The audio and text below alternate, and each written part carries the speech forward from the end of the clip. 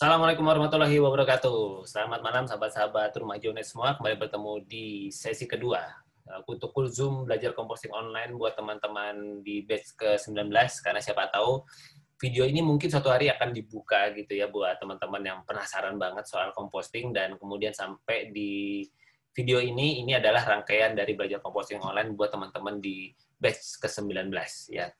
Bersyukur sekali sudah ada banyak teman-teman yang mau belajar, dan kita sekarang lagi masuk di sesi tanya jawabnya. Oke, teman-teman semua, saat ini sudah ada Kak Dewi dan Kak Lia, mungkin teman-teman yang lain bisa akan menyusul bergabung. Silakan, saya berikan kesempatan dulu kepada Kak Dewi. Halo Kak Dewi, dari Salatiga ya Kak Dewi ya. Silakan, ada yang mau disampaikan Kak Dewi? Ada yang mau ditanyakan mungkin seputar proses composting kita selama seminggu ini? Silakan Kak. Iya Kak, terima kasih untuk informasinya. Ya. Banyak hal yang saya pelajari dari Kakak. Untuk composting, ini maaf ya Kak, untuk pembalut bagaimana ya Kak? Pembalut, baik Kak. Selama ini sudah ada pembahasan untuk itu. Terima kasih, mohon informasinya. Terima kasih. Sebelum saya jawab pertanyaannya, gimana Kak Dewi dalam proses compostingnya, dalam proses belajarnya? Apakah lancar atau ada tantangan mungkin di dalam melakukan proses composting, menerapkan ilmu-ilmu yang disampaikan? Sebenarnya tinggal ketelatenan atau konsistensinya aja sih ya. Ketika kita mulai melakukan hal-hal yang misalnya kesibukan yang lain itu memang yang paling mudah itu memang saya lempar ke lubang organik Kak. Kalau ada waktu yang cukup memang saya gunakan untuk yang lain seperti itu. Sip. Bersyukur sekali, selamat memanfaatkan lahan yang masih tersedia ya Kak. Rezeki banget loh kalau masih punya lahan yang jadi kebetulan. Iya, itu luar biasa, dan pasti akan punya efek luar biasa terhadap kesuburan tanah di tempat Kakak tinggal. Terima kasih. Oke, saya coba jawab tentang pembalut ya, dan ini biasanya sepaket sama popok. Sama popok bayi ya, itu kurang lebih materialnya kurang lebih sama. Pembalut maupun popok itu adalah material penyerap air yang dipakai oleh manusia, yang biasanya terdiri dari gel. Ya, jadi ada gel di dalam bagian penyerapan airnya itu, mereka menggunakan gel penyerap air. Dan biasanya triknya begini, Kak, baik popok maupun pembalut kurang lebih sama, itu dibersihkan terlebih dahulu.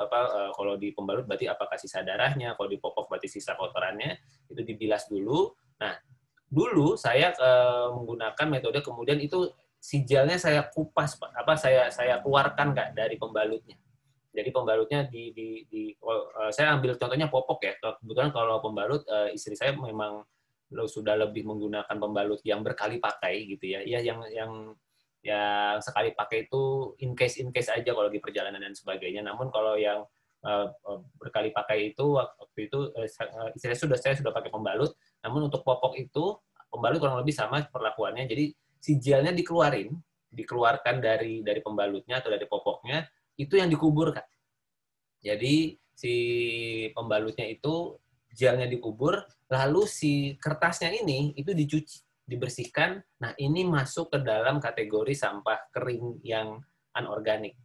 Misalnya bisa katakanlah mungkin itu masuk dalam kategori sampah kering gitu ya, jadi masuk di sampah kertas, bisa jadi dijadikan satu dan sebagainya. Itu jadi sudah jauh lebih bisa terolah. Sebetulnya begitu triknya kurang lebih Kak untuk kemudian pembalut. Jadi dikeluarkan dulu gelnya, lalu kemudian baru dikubur si gelnya itu, si yang pembungkusnya yang sudah nggak ada gelnya itu yang kemudian bisa dikeringkan lalu dikumpulkan menjadi bagian dari sampah anorganik. Kemudian kurang lebih begitu Kak Dewi. Terima kasih untuk pertanyaannya. Kalau kemudian ada yang mau disampaikan, silahkan dituliskan di kolom chatting ya Kak Dewi ya. Kita ke teman-teman yang lain dulu. Nanti setelah itu kalau masih ada waktu, kita bisa open mic lagi kalau ada yang bertanyakan. Terima kasih. Kita sekarang ke Kak Lia. Terima kasih Kak. Terima kasih Kak Dewi untuk pertanyaannya. Silakan Kak Lia, gimana? Ada yang mau disampaikan dalam proses belajar composting online? Ada kendala, tantangan mungkin? Malam Kak. Gimana? Ya, yang saya itu kan tinggal yang tugas itu ya pembuatan mual. Oke. Nah kemarin yang saya pengen tanyakan itu untuk cairan yang air rendaman berasnya itu ya, cucian berasnya itu, saya itu udah 2 kali menampung, tapi memang belum sempat melanjutkan ke tahap berikutnya, mencampur dengan gulanya itu. Selalu besoknya saya teringat. Nah itu, luar biasa. apakah ya air berasnya itu banget kakaknya gitu ya. Sampai ngasih gula aja sampai lupa tuh, berarti sibuk banget itu. Luar biasa. Maaf kamu. Itu jadi saya tuh ingatnya baru besoknya. Apa Ya. itu masih bisa dipakai atau harus yang baru lagi ya? Masih bisa Kak. Masih bisa ya? Masih bisa. Oh, bisa. Oh, berarti tinggal dilanjutkan aja ya? Tinggal dilanjutkan saja. Betul. Oh, tidak apa-apa berarti ya. Ya. Oh ya itu yang pertama Kak. Ya. Yang kedua itu untuk penggembur. Kan ada beberapa macam ya penggembur itu, ya. Kayak parang, bubuk serbuk kayu ya. Itu boleh dicampur beberapa macam gitu, nggak apa-apa? Nggak apa-apa Kak. Apa yang penting airnya terserap, dan sejujurnya malah kalau menurut saya tercampur beberapa macam itu akan memberikan hasil kompos yang jauh lebih apa ya, kalau vitamin itu tuh macam-macam gitu, jadi mineralnya itu beragam. Nanti kalau hasil komposnya itu malah justru jadi lebih bagus lagi, lebih baik lagi buat tanaman kalau menurut pandangan saya, ketika materialnya beragam. Jadi apapun yang ada dipakai aja Kak, silakan dicampur, nggak ada masalah. Oh, gitu. Ya. Oke. Sementara itu. Terima kasih kalian, mudah-mudahan lancar ya proses compostingnya dan proses pembuatan molnya. Pokoknya pada apa-apa langsung disampaikan di grup, apalagi kan kalian konon kabarnya belajar komposnya nggak sendiri. Wah, paling enak kalau udah kompakan mah Mas Omi belajar komposnya. Salam buat Mas Diki. Oke, terima kasih kalian. Silakan Kak. Terima kasih Kak. Kak Fitria, silakan kesempatan berikutnya, ada yang mau disampaikan dalam proses belajar composting selama ini, silakan. Ya, baik. Terima kasih Pak atas pemaparannya. Ya. Jadi, ya, beberapa hari ini serius sih saya nggak mengerjakan, bukan nggak sih. Jadi ceritanya, saya boleh cerita-cerita Boleh, dulu. boleh. Masih punya waktu kita, silakan. Ya, baik. Nah, jadi saya di desa.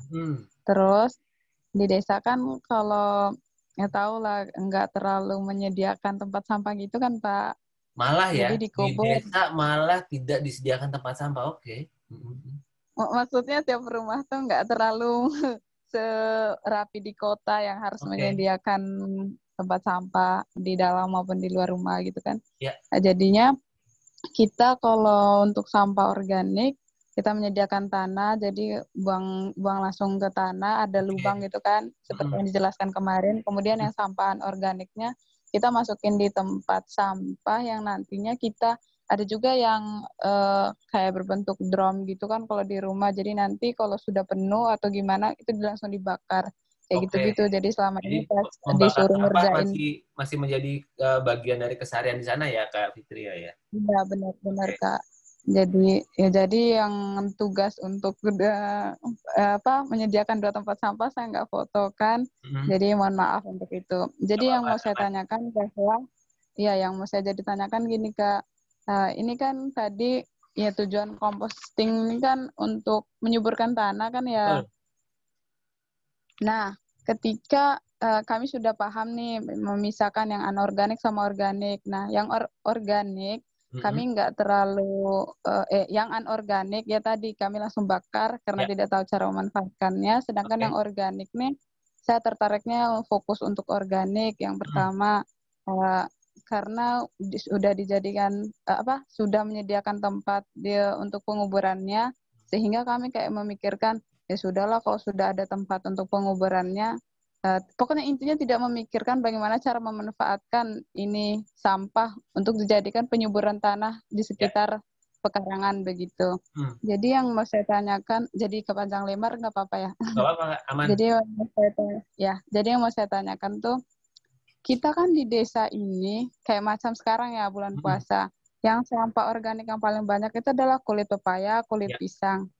Nah, saya itu lebih kayak memikirkan kemarin pada saat proses belajar, cara kita untuk mengetahui kira-kira nih yang kulit pisang sama kulit pepaya ini dicampur sajakah lalu disimpan gitu saja sampai kapan gitu ya. Saya kurang serius juga belajarnya Pak. Jadi itu yang saya tanyain pertama. Terus nanti kalau sudah saya tahu sampai kapan itu disimpan, gimana untuk cara kan saya kasih tahu dulu di pekarangan ada singkong. Kira-kira untuk menyuburkan singkong dan pepaya itu Gimana ya untuk kembali ke tanah, menyuburkan tanah ini sampah organiknya, itu yang pertama, Pak.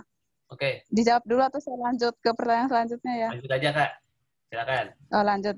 Ya, oke. Yang kedua, kemarin saya lihat ada pembuatan mall itu bagus sekali, membuka pikiran sekali, nggak tahu gitu kalau air beras bisa dimanfaatkan seperti itu. Jadi saya sudah coba seperti yang dikirim saya di grup. Jadi air beras yang kita tuh tinggal di desa, kami pakai beras merah gitu. Jadi pas cuci beras, airnya kan kayak susu gitu. Iya, yang putih kayak gitu lah ya. Akhirnya saya simpan kemarin buatnya. Saya kemarin sore, terus saya simpan dalam toples sosis begitu. Pas paginya tadi, pas pagi tadi saya cek, dia bening. Maksudnya sudah hilang warna merahnya, tapi saya belum berani masukin gula. Kan disuruh gula aren ya. Ya, gula apa aja sih, Kak? Mau putih boleh, gitu. boleh. Kalau di Manggarai Barat tuh ada gula aren, tapi yang sering tersedia di rumah tuh gula merah yang khas kita. Tapi saya belum masukin, jadi maksud saya mungkin bagaimana untuk saya bisa melanjutkan pembuatan mallnya. Sampai situ dulu, Kak. Sip, terima kasih Kak Fitria untuk ceritanya. Ini senang banget ya saya mendapatkan perspektif lagi. Jadi kebetulan kan saya memang tinggal di perkotaan, jadi saya bawa perspektif perkotaan. Namun tidak menutup juga saya pernah membantu beberapa teman yang memang juga tinggal di daerah yang bukan kota ya, apakah desa atau dia nyebutnya kampung atau kemudian rumahnya jauh dari mana-mana gitu. Saya pernah membantu beberapa teman memberikan beberapa katakanlah sudut pandang ya mengenai composting. Dan terima kasih Kak Fitria sudah bercerita konteksnya. Setidaknya saya jadi punya bayangan apa yang bisa Kakak lakukan. Jadi sebetulnya mengenai sampah untuk menyuburkan tanah tadi betul-betul Kakak sudah melakukan sebetulnya ya. Jadi sudah gali lubang gitu ya, terus kemudian dimasukkan. Nah, tadi mungkin mengenai sampah kulit pisang dan kulit pepaya itu rencananya mau dimasukkan ke lubang organik lagi begitu ya Kak? Atau bagaimana? Iya, pas mau belajar ini saya kayak mikir-mikir untuk membuang ke lubang sampah. Kayak saya lebih kemikirin gimana ya simpannya di wadah yang mana ya cocoknya supaya nanti saya bisa lanjutin untuk pemanfaatannya begitu. Oh, oke. Mungkin bisa diajarkan. Baik Kak. Jadi sebetulnya gini, mungkin ini sekedar saran saja. Kalau memang mau dimanfaatkan menjadi pupuk gitu ya, menjadi pupuk yang kemudian bisa langsung diolah dan apa yang bisa dihasilkan dan kemudian pupuk itu yang ya secara spesifik dipakai buat tanaman singkong dan sebagainya, maka mungkin metode yang bisa disarankan adalah metode kompos pot Kak. Jadi apakah Kakak punya pot atau Kakak punya wadah gitu yang kemudian ember bekas yang kemudian diberi lubang di bawahnya. Nah, itu yang dibuatkan, yang dijadikan metode kompos pot. Kompos pot tuh yang, jadi kalau Kakak punya pot, terus kasih tanah di bawahnya, masukin kulit pisang, kulit yang tadi kulit pepaya yang Kakak bilang tadi, berikan mold yang tadi sudah Kakak buat itu, tutup tanah lagi. Nah, terus kemudian, kalau kemudian masih bisa ada ruang, masukin satu layer sampahnya lagi, baru tutup tanah lagi, sampai kemudian si wadahnya penuh. Nah, itu kompos pot. Nah, Kakak bisa menggunakan itu kalau mau memanfaatkan si kulit-kulit pisang, kulit, dan sampah organik lainnya itu sebagai pupuk, ya, pupuk yang langsung bisa menyuburkan tanah. Namun, sebetulnya dengan Kakak membuat lubang organik saja, itu sebenarnya sudah menyuburkan tanah, Kak. Apa yang kemudian misalkan Kakak di rumahnya mungkin masih banyak lahan gitu ya, karena mungkin masih tinggal di desa, banyak lahan. Nah, itu Kakak bisa buat titik. Nah, saya coba kasih ilustrasi ya. Ini mungkin bisa dimanfaatkan buat teman-teman semua yang Kak Dewi juga ya, yang juga memanfaatkan, katakanlah, menggunakan lubang organik. Nah, ini sekedar buat ilustrasi saja. Jadi misalnya, ini contoh ya, misalnya katakanlah, ini misalnya rumah gitu ya. Misalnya ini perkarangan rumah, misalnya seperti ini. Terus kita misalnya rumah tinggalnya ada di sini, terus ini lahannya nih seluas ini gitu ya Kak ya. Nah, ini misalnya katakanlah di hari pertama Kakak misalnya bikin lubang di sini. Ya, bikin lubang di sini. Terus kemudian nanti di hari kedua Kakak bikin lubang lagi di sini di sebelahnya. Nanti ketiga di sini, keempat di sini. Terus kelima, keenam, ketujuh, ke-8, ke-9, ke-10 misalnya begini ya Kak ya, atau kemudian nanti ke-11, ke-12, silakan. Nah, jadi setiap hari itu selalu ada lubang baru. Supaya apa sebetulnya tujuan saya adalah Kakak tidak menyimpan sampah organik terlalu lama di ruang terbuka. Karena kalau terlalu lama di ruang terbuka nanti ada resiko. Resikonya apa? Jadi beraroma, jadi kemudian ada lalat, ada belatung, terus kemudian ada tikus, apa segala macam yang kemudian bisa mengacak-acak itu. Tapi kalau kemudian sampah yang segar, itu langsung dimasukkan ke dalam, katakanlah, lubang organiknya, maka ini yang kemudian bisa kita langsung manfaatkan gitu ya. Oke. Nah, jadi misalnya gini, contohnya, jadi misalnya nanti, nah, ini kan sudah berjalan selama sekian hari nih, Kak. Ada 1, 2, 3, 4, 5, 6, 7, 8, 9, 10, 11, 12. Nah, ketika di hari ke-13, Kakak coba masuk lagi ke sampah yang di hari pertama, Kak. Ya, yang di sini. Jadi Kakak gali lagi di sini. Di hari yang ke-13-nya, Kakak coba gali di sini, Kakak lihat deh hasilnya. Biasanya kalau sudah lebih dari 10 hari itu biasanya sampahnya itu sudah mulai terkompos, apalagi Kakak berikan mol dulu ya sebelum kemudian dikubur di lubang organiknya, karena itu akan mempercepat prosesnya ya. Jadi ketika bikin lubang organik pun itu jangan lupa dikeceretin mol tadi itu, Kak Fitri dan Kak Dewi sebagai yang praktisi lubang organik. Jadi dikeceretin dulu di sampahnya sebelum dikubur. Baru kemudian nanti besoknya buka lubang baru lagi di sini, besoknya buka lagi di sini, besoknya buka lagi. Gitu terus sampai kemudian semua lubang alokasi yang tempat Kakak melakukan proses composting itu terpenuhi lagi. Lalu kemudian nanti balik lagi aja nanti buat siklus berikutnya di sini lagi gitu. Terus seperti itu prosesnya, Kak. Selama ya kita kan pasti menghasilkan sampah terus kan tiap hari. Nah, selama proses itu, nanti Kakak perhatikan bagaimana nanti tanah di sana yang mungkin tadinya biasa-biasa saja, tiba-tiba menjadi gembur, subur.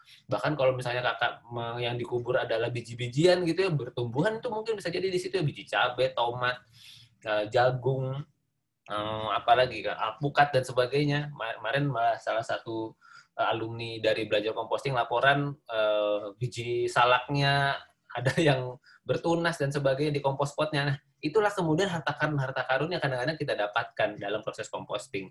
Nah, buat Kakak yang masih tinggal di lahan yang luas, di desa segala macam, bertumbuhnya tunas-tunas seperti itu bisa Kakak ya sedekahkan gitu ya. Maksudnya nanam di lahan yang terbuka, lahan fasum dan sebagainya, menjadi pohon-pohon yang kemudian bisa bertumbuh di sana gitu. Nah, ini yang kemudian mudah-mudahan bisa jadi inspirasi buat Kakak semua. Jadi kalau dalam proses lubang organik, kalau Kakak melakukannya seperti ini, atau misalnya gini nih, misal contoh ya, misalnya ternyata di sini ada tanaman singkongnya di sini ya, saya nggak tahu ya apakah model singkongnya itu adalah modelnya kebun yang rapat, kan ada yang ditanamnya rapat-rapat seperti itu. Nah, mungkin bisa Kakak nguburnya itu di sekitarnya, Kak. Nguburnya di sini, di sini, di sini, di sini, di sini, di sini. Nanti kemudian setelah kemudian berapa hari, kalau saya sih sarankannya bikin setidaknya 9 atau 10 lubang, sehingga ada siklus sekitar 10 hari sebelum kita kembali ke lubang yang pertama. Baru nanti kemudian Kakak gali lagi di sini, di sini, di sini, di sini, gitu terus, Kak. Udah, jadi tidak memupuki langsung di sini, jadi tidak langsung memupuk di tengah-tengah singkongnya, tetapi dilakukannya justru di sekitarnya, ya, di sekitar tanaman singkongnya seperti itu. Gitu. Nah, ini model pemupukan yang lebih keren lagi nih, Kak Fitri ya, kalau bisa diterapkan dengan cara seperti ini. Begitu kurang lebih, Kak. Izin tanya bentar ya, Kak. Silakan. Iya, ngerti banget. Itu kan misal nih, kayak yang bilang langsung contoh, di singkong tuh buat 10 lubang. Nanti kembali lagi ke lubang pertama. Betul. Nah, nanti pas kita kembali ke lubang pertama, kan sudah ketutup kan? Atau belum tertutup tuh, gitu? Oh, harus ditutup. Jadi setiap lubangnya harus ditutup. Jadi dikubur. Nah, nanti pada saat kita kembali ke lubang pertama tuh digali. Maksudnya digali. Gali lagi. Jadi lubang yang ditutup itu digali lagi. Nanti di situ Kakak bisa lihat apakah nanti terkompos atau kemudian tiba-tiba menghilang sampahnya sudah menjadi tanah yang hitam dan sebagainya. Di situ kan nanti Kakak akan lihat perbedaannya, kurang lebih seperti itu. Iya, mengerti, Kak. Sip. Ditunggu prakteknya ya. Nah, kita kan masih punya waktu sekitar 4 bulan ke depan untuk mempraktekkan apa yang dilakukan yang sudah dipelajari di program belajar composting. Siapa tahu bisa bermanfaat. Oke. Ya, terima kasih ya Kak Fitri ya. Kalau ada yang mau tanyakan silakan sampaikan di kolom chatting. Kita masih punya waktu, tapi sebelumnya saya kasih waktu dulu ke Kak Sinta dari Bekasi. Selamat sore. Selamat malam Kak Sinta. Gimana? Ada yang mau disampaikan mungkin seputar proses belajarnya atau ada hal-hal yang mau diceritakan? Ada hal menarik apa yang terjadi dalam proses belajar selama ini? Silakan Kak. Jadi selama ini kan saya sudah bikin yang kalau pakai ember itu namanya apa? Kompos pot ya? Kompos pot ya. Ember yang dilubangin ya Kak? Iya. Ember biasa nggak dilubangin. Karena kan sama saya belajar. Oke, kalau ember biasa tidak dilubangi, maka yang terjadi adalah si air lindinya ini nggak keluar, Kak. Nah, air lindi yang nggak keluar ini nanti dia bisa menyerap di dalam sampahnya, akhirnya malah si pupuknya nggak jadi-jadi tuh komposnya, karena dia terlalu basah terus. Jadi cuma lama. Ya, karena betul. Kalau saya pakai main tuh ember 5 ember ya, 5 ember bekas tukang lah, kan ada yang agak ember cat itu ya Kak? Oh, ember bekas tukang ya, yang buat semen. Buat angkut semen gitu loh, biasanya kalau habis ngecor gitu. Ya. Itu setiap saya naruh sampah baru, itu saya gali lagi, saya gali, saya diaduk lagi gitu. Karena embernya kan nggak terlalu gede ya. Jadi sampah di bawah saya acak lagi ke atas. Jadi gitu terus. Terus saya kan nggak tahu mau beli komposter, takut nggak jadi karena saya baru pemula. Iya, nggak apa-apa Kak, pakai yang ada dulu aja. Kalau Mas Andi tadi kan bilang 14 hari ya, saya itu hampir sebulan. Dan itu jadi saya pernah posting ya, udah jadi itu tanahnya hitam, baunya segar. Bau tanah lah gitu. Anggapan saya itu udah jadi gitu. Bener nggak itu ya? Betul, karena betul, saya kan belum tahu belum belajar langsung, jadi kan saya nggak tahu. Anggapan saya karena dia nggak berbau, saya cium aromanya segar, berarti itu udah jadi. Betul. Nah, ya itu nggak berlubang potnya. Seperti itu. Nah, sekarang saya pakai box yang besar, pakai ember yang besar karena ember kecilnya saya lagi agak nggak banyak waktu untuk ngaduk-ngaduk ya, jadi saya tinggal tuang, kasih daun, tuang lagi. Nah, kemarin saya lihat itu emang basah, karena embernya gede, yang saya posting itu yang kayak ember gede itu ya. Itu berat ya buat ngaduk ya, di bawahnya itu basah, basah gitu loh. Nah, ini gimana? Apa saya mikirnya nanti saya mau ambil lagi, saya taruh di ember kecil, saya tambahin penggembur. Seperti itu apa gimana ya? Karena saya lihat emang nggak jadi-jadi, terus basah bawahnya, saya gali lagi tangkul, basah gitu loh. Meskipun nggak gitu bau ya, karena baunya awalnya agak bau, tapi udah mulai hilang, udah mulai agak separuh. Enaknya gimana ya Mas? Oke, pertanyaan dulu, itu si ember-embernya itu kehujanan nggak? Nggak kehujanan ya, berarti sebetulnya aman ya, artinya maksudnya sih, iya. Ya, bagus banget. Nggak kehujanan. Ya, maksudnya kalau tidak kehujanan berarti itu adalah sebuah langkah yang benar, karena kalau sampai kehujanan ya tambah habis deh tuh komposnya, kompos potnya atau ember komposnya itu makin kacau hasilnya. Karena apa? Karena kan basah. Jadi sebetulnya ember kecil itu nggak bau Mas sebenarnya. Yang ember kecil yang awal saya bikin di ember kecil itu nggak gitu bau. Emang pas saya jadinya ember besar karena nggak saya aduk, bau banget. Pas proses itu saya pikir apa karena saya nggak ngaduk, penggemburnya kurang. Nah ini besok mau saya ombak lagi gitu loh. Gimana? Ya Kak. Boleh nggak? Apa biarin aja? Nah jadi begini, sebetulnya sekali lagi yang perlu kita pahami bahwa di dalam proses alamiahnya composting itu pasti mengeluarkan lindi. Ya jadi walaupun kemudian sampah saya kayaknya nggak basah, tapi namanya sampah basah itu pasti dia akan ngeluarin lindi gitu ya, seberapapun banyaknya. Nah, mungkin kebetulan sampah yang di ember kecilnya itu mungkin dalam kapasitas yang sangat mudah diaduk gitu ya, sehingga kemudian itu membuat proses si lindinya yang harusnya ngumpul di bawah dia jadi rata lagi. Dan itu kan ketika teraduk yang terjadi adalah ada proses pelepasan gas sebenarnya. Pelepasan gas ini yang kemudian membuat si sampahnya menjadi lebih, saya nyebutnya lebih adem lagi, lebih ayem lagi, sehingga kemudian itu membuat yang tadinya bau jadi kelepas, yang jadi bau jadi kelepas. Nah, ini yang kemudian membuat mungkin proses pengomposan di ember kecil ini jauh lebih efektif ketimbang yang di ember besar.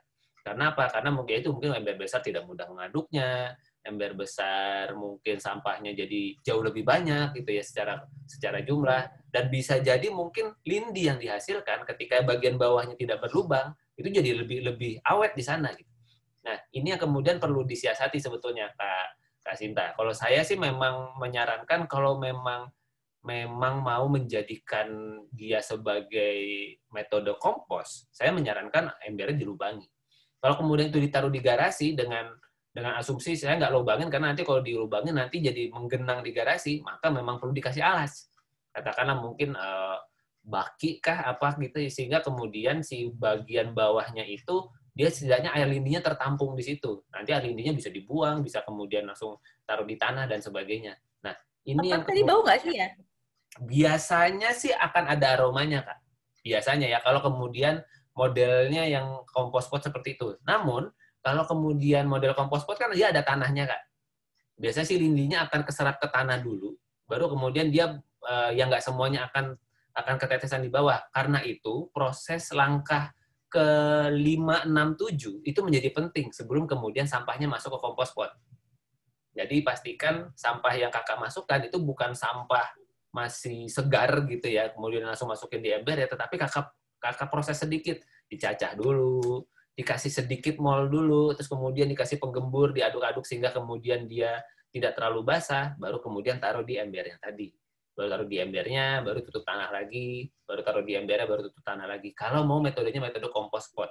Seperti itu. Tapi kalau kemudian metodenya hanya sampah organik saja, nah itu biasanya akan ada isu tuh nanti gitu ya. Isunya adalah si kebasahan sampahnya dan kemudian pergerakan udaranya, Kak.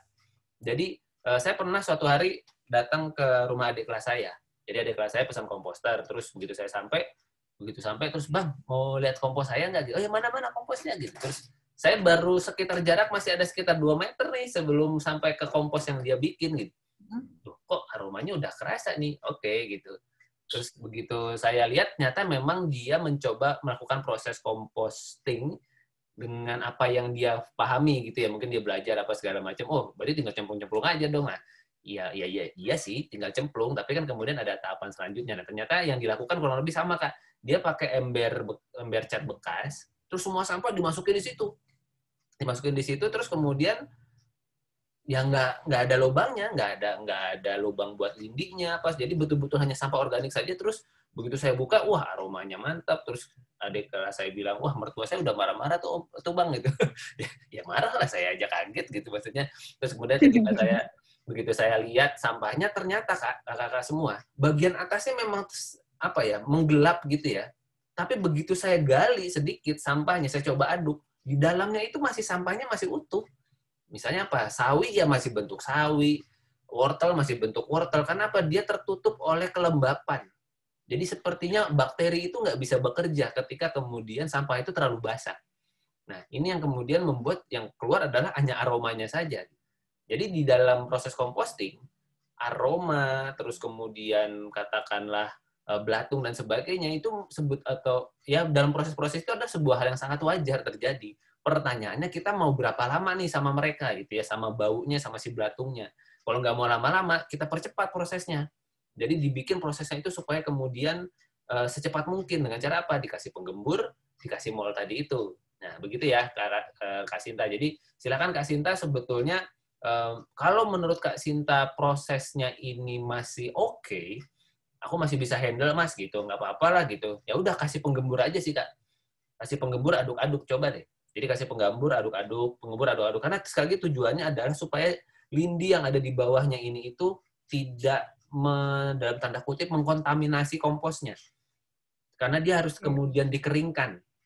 Dengan cara apa? Ya antara kemudian diserap oleh penggembur atau disalurkan keluar gitu ya. Saya kalau misalnya teman-teman memperhatikan beberapa video siaran kompos saya atau toebang saya di channel YouTube ataupun di IGTV, ketika saya lagi mau menuangkan sampah yang tertampung lebih dari 3 hari, itu kadang-kadang ada lindinya tuh. Itu lindi bukan sampahnya kehujanan, tetapi mungkin bisa jadi itu adalah sisa, misalnya sisa sop gitu ya. Misalnya istri saya masak sop, terus kemudian masih ada sisanya. Nah, itu kan sudah ditiriskan airnya. Tapi kan kadang-kadang kan masih masih ada aja kan air yang nempel di sayurnya, di apanya. Nah, itu yang kemudian masuk, itu yang ngendap di bawah gitu. Atau kemudian misalnya istri saya, apa waktu itu ya, kayaknya apa kacang hijau lama gitu, yang kemudian udah ditirisin aja, terus ketika masukin di ember penampungan itu masih mengeluarkan lindi, sehingga ketika kemudian saya mau masukkan ke tempat kompos saya, wah ini banyak banget nih lindinya. Saya bilang sama teman-teman yang hadir waktu itu di siaran itu, nah yang kayak gini jangan dimasukin ya teman-teman ya, yang lindi yang ini kita tirisin dulu. Akhirnya saya tiriskan dulu sebentar, taruh di tanah, baru setelah kemudian sudah agak berkurang, ya itu tetap membuat sampah saya tetap basah. Tapi nggak apa-apa, ketimbang kemudian si lindinya masuk. Karena kalau ini masuk, wah ini sumber bau, ini sumber belatung, ini sumber yang membuat sampah saya tidak akan cepat jadi. Dan sumber resiko lingkungan juga, maksudnya apa? Ya keluarga saya ngomel-ngomel nanti nih. Kalau kemudian nanti baunya kemana-mana nih. Oke, kemudian itu saya tiriskan dulu, baru kemudian yang sampah yang sudah ditiriskan ini baru saya olah lagi. Nah, jadi kurang lebih begitu Kak Sinta. Silahkan ditemukan metode terbaiknya. Saya senang kalau ketika Kak Sinta bilang bahwa saya ember kecil nggak dilobangin, hasilnya bagus. Oh, bagus itu. Berarti mungkin itulah metode yang paling. Karena saya aduk. Yes. Aduk terus. Nah, tinggal Kakak pilih antara kemudian punya ember kecil banyak, tapi semuanya tercover, daripada punya satu gede tapi susah ngerjainnya. Sebenarnya yang mana-mana aja adalah metode terbaik, Kak. Yang penting Kakak bisa handle dan itu menjadi sebuah hal yang sustain, yang berkelanjutan, ketimbang punya satu keren tapi terus nggak sempet ya, ngapain gitu. Lubang organik aja tinggal gali lubang, tinggal ngelempar sampah ke tanah aja. Kalau nggak sempet ya nggak sempet aja gitu. Jadi sebenarnya akhirnya kita perlu menemukan sebuah metode yang paling dekat, yang paling sesuai dengan ritme keseharian kita gitu ya. Jadi supaya kemudian itu bisa menjadi sesuatu yang sustain. Kan kita mau melakukan ini nggak cuma satu kali, tapi kita akan melakukannya selama bertahun-tahun selama kita hidup. Bahkan gitu ya, selama kita hidup ya kita pasti kan akan selalu menghasilkan sampah organik ya. Mengomposlah terus sampai kita dikompos. Ya, kalau kita udah meninggal kan kita dikompos kan. Jadi kubur dikompos, dibakar dikompos juga. Ibaratnya mayat kita dihanyutkan ke laut dikompos sama makhluk di laut, ditaruh di gunung juga dikompos di sana. Pada akhirnya tubuh kita, jasad kita akan dikompos juga gitu ya. Yuk kita terus ngompos sampai tubuh kita nanti suatu hari dikompos. Kalau lebih seperti itu. Terima kasih ya Kak Sinta buat pertanyaannya. Silakan nanti lanjutkan, disampaikan ke kolom chatting kalau masih ada yang belum jelas. Kita waktunya udah tinggal sekitar 7 menit lagi. Terima kasih buat pertanyaannya dan ditunggu foto-fotonya Kak. Siapa tahu teman-teman terinspirasi. Wah, metodenya Kak Fitria, Kak Sinta nih oke banget nih untuk kemudian saya pakai di rumah saya. Kalau Kak Fitria bilang sudah dites gitu, pakai mau lagi jika gali tanah. Oh, kalau di tanah Kak nggak usah dipakai tiris-tiris. Kalau di tanah mah cemplung aja. Jadi langsung gali, ibaratnya di sampahnya basah gitu ya, mungkin kan bekas takjil apa segala macam, mungkin ada sisa kuah segala macam masuk ke situ, langsung masukin ke tanah aja kan. Enaknya di lubang organik itu adalah kita nggak perlu terlalu memikirkan kelembapan. Ya, tapi saya tetap sarankan kasih mol ya Kak, karena itu akan mempercepat proses. Ya biar prosesnya lebih cepat, jadi tetap dikasihkan mol. Jadi tetap harus pakai mol. Jadi beda antara lindi sama mol. Ya, kalau lindi itu adalah sesuatu yang memang basah bawaan dari sampahnya. Tapi kalau mol adalah kita memberikan apa ya? Kita memberikan tim, memberikan agen yang mempercepat proses pengomposan itu. Jadi kalau kemudian air lindi berbeda sama air mol. Jadi bukan berarti karena udah sampahnya basah terus dia akan terproses. Oh, beda gitu ya. Jadi basahnya lindi sama basahnya mol memiliki dua hal yang berbeda. Bahkan basahnya ekoenzim aja beda. Kan ada yang nggak usah siapa yang kayaknya sempat bertanya apakah di batch ini atau batch sebelumnya. Kalau ekoenzim berarti bisa dipakai dong untuk ekoenzim yang sudah 2 minggu itu apakah berarti sudah disebut mol? Oh, beda. Karena ya ekoenzim yang difermentasi adalah kulitnya. Nah, di dalam kulit itu kandungan bakterinya sangat sedikit. Karena kita tujuannya ekoenzim sama mol itu berbeda. Nanti ekoenzim itu kalau sudah 3 bulan, aromanya aroma segar. Mol itu kalau sudah 2 minggu, aromanya aroma tape. Nah, ini yang 2 hal yang berbeda. Aroma tape artinya apa? Isinya bakteri. Itu yang akan punya fungsi untuk mengompos. Sedangkan ekoenzim fungsinya bukan buat mengompos, tetapi buat membantu proses pembersihan. Dia akan mengikat hal-hal yang sifatnya minyak, kimia, hal-hal yang tidak mudah terurai, dengan air biasa yang biasanya kita harus perlu katakanlah sabun, mungkin mineral-mineral yang sifatnya basah gitu ya untuk kemudian mencuci yang kotor-kotor, dengan ekoenzim itu bisa dipakai, Kak. Jadi beda memang peruntukan antara ekoenzim sama mol. Nah, ini yang kemudian semoga bisa menambah wawasan buat teman-teman semua dan silakan coba dipraktekkan. Kalau saya sih tidak sarankan ekoenzim buat mol karena apa? Nggak ada gunanya. Memang bukan di situ penggunaannya. Kecuali teman-teman punya ampasnya ekoenzim. Nah, ampasnya ekoenzim ini itu bisa jadi campuran aktivatornya mol. Aktivatornya buat komposter walaupun tidak mengurangi fungsi dari mol itu sendiri. Saya bahkan di rumah pakai kebetulan bikin kombucha kan, bikin teh pakai kombucha itu, nah itu si Scooby-nya itu jamurnya itu sudah sampai berlapis-lapis ya. Udah itu sebagian saya ambil buat saya masukkan ke komposter untuk apa? Mempercepat proses pengomposan. Bisa juga dipakai seperti itu. Tapi kalau udah terlalu banyak saya kubur juga. Nah, gitu ya teman-teman. Nah, Lia, metode kompos pot minimal berapa lama Kak setelah semua proses dilalui sampai tanah kompos bisa dipakai bercocok tanam? Kalau prosesnya benar teman-teman semua, berdasarkan pengalaman baik saya pribadi maupun beberapa teman-teman yang akhirnya praktek, dan amazed sendiri gitu ya, ternyata kompos pot 2 minggu udah jadi ya gitu. Saya juga, iya benar jadi teman-teman ternyata bisa menerapkan itu di dalam kompos potnya kurang lebih sekitar 2 minggu kali ya. Kalau prosesnya benar dan itu dihitung setelah penambahan tanah terakhir di atas. Kan ada pot yang bisa diisi 2-3 kali.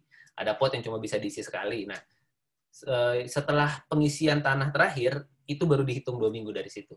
Nah, di situ dalam prosesnya usahakan setiap 2-3 hari sekali diaduk-aduk gitu ya, diaduk-aduk kemudian untuk melihat hasilnya, melihat prosesnya dan melepaskan gasnya. Seperti yang tadi dilakukan oleh Kak Sinta itu sangat baik sekali karena dengan diaduk itu sebetulnya ada proses gas yang tidak bisa keluar akhirnya jadi terlepas dan itu sangat baik.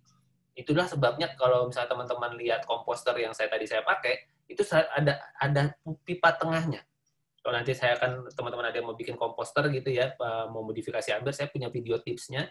Itu selalu berikan pipa tengah yang ada lubang-lubangnya. Tujuannya apa? Supaya gasnya itu ada jalan buat dilepaskan.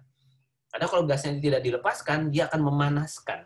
Begitu memanaskan, dia akan melembabkan. Begitu melembabkan, jadi basah lagi nanti komposnya. Nah, itu yang kemudian kita perlu kasih saluran kepada hal-hal yang ya sebetulnya teknis, tetapi bisa sangat menentukan ya di dalam proses composting kita. Kalau tadi Kak Sinta bilang sampai katakanlah sebulan gitu, mungkin dalam prosesnya, siapa tahu kalau prosesnya benar sebetulnya dalam waktu ya 2-3 minggu, bahkan 2 minggu lebih cepat, bisa jadi lebih cepat ketika diberikan si penggembur dan diberikan molnya. Ya, mol itu ternyata mempunyai proses yang mempercepat proses pengomposan dengan jauh lebih baik. Oke, terima kasih teman-teman semua. Kita waktunya tinggal 2 menit lagi. Saya coba ke pertanyaan yang sebelumnya tadi ya. Ada pertanyaan dari Kak Probo yang mungkin tidak bisa ikut di sesi yang ini.